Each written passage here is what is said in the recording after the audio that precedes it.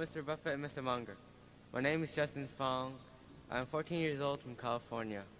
This is my fourth consecutive meeting attendance.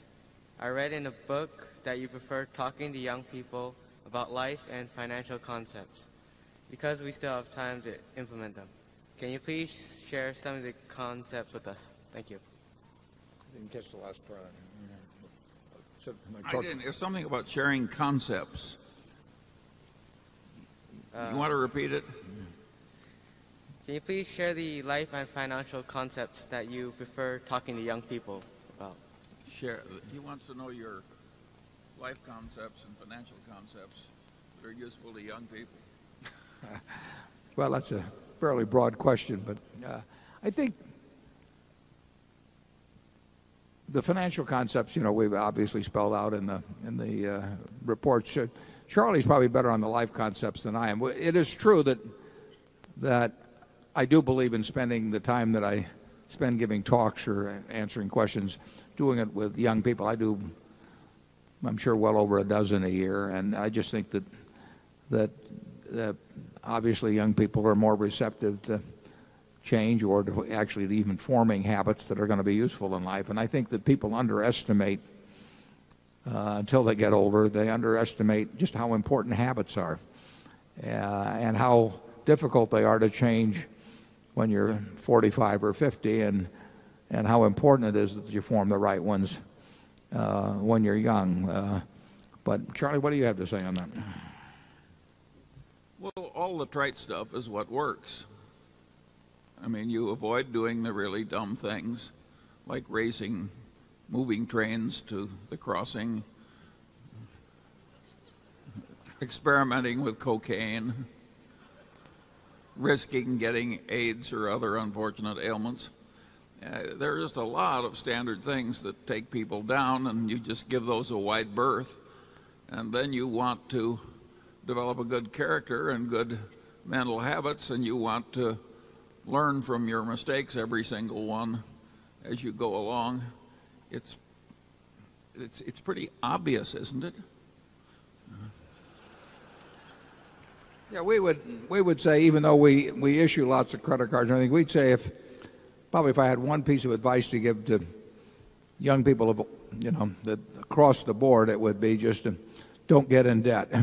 The game plays a lot easier if you're a little bit ahead of the game than if you're behind the game. And Ben Franklin said that long ago in better terms, which Charlie can recite. But there's a real difference. I get letters every day from people that are in all kinds of financial trouble, and often it's health related, which is tragic. But very often it relates to debt.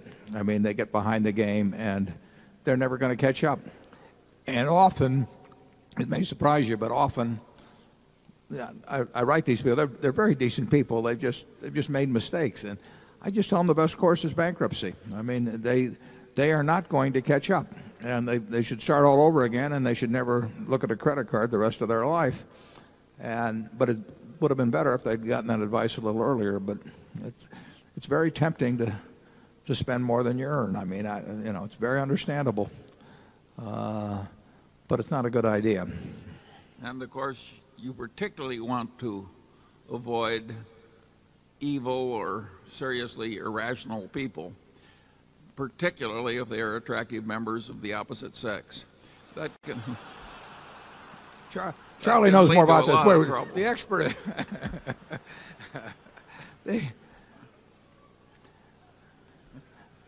It's better to hang out with people better than you.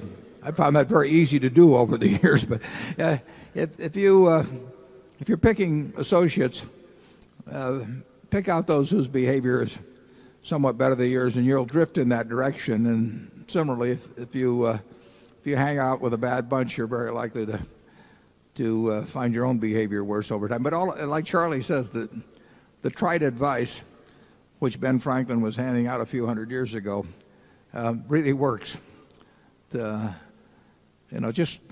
We've said it, but look at the people you like to associate with. What qualities do they have that you can't have if you want to? Look at the people that you can't stand to be around. What qualities do you have that they have? Can you get rid of them? You can do all of that at a young age. It gets harder as you go along. It's not very complicated. And my final word of advice would be, if this gives you a little temporary unpopularity in your peer group, the hell with them.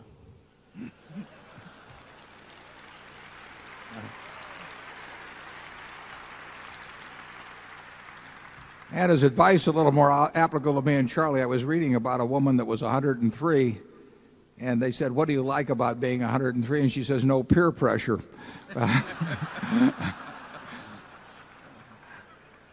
We'll go to number 4.